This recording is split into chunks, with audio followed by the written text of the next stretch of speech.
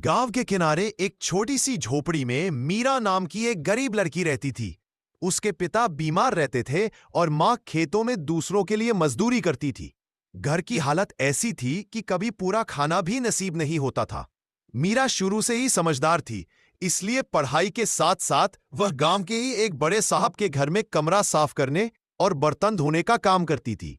हर सुबह वह टूटी फूटी चप्पल पहनकर धूल भरी पगडंडी पर चलती हुई साहब के घर पहुंच जाती। साहब की बेटी अनामिका पढ़ाई में बहुत तेज और शहर में कॉलेज जाने की तैयारी कर रही थी। मीरा रोज उनके कमरे साफ करती, किताबें जमाती और चुपचाप अनामिका को पढ़ते हुए देखती रहती।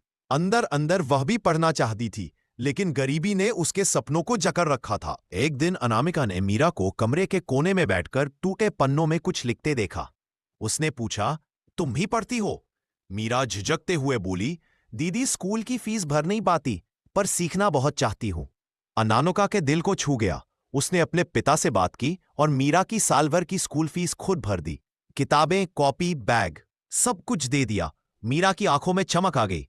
पहली बार उसे लगा कि उसका भी कोई भविष्य है। अब मीरा साहब के घर काम भी करती और रोज स्कूल भी जाती।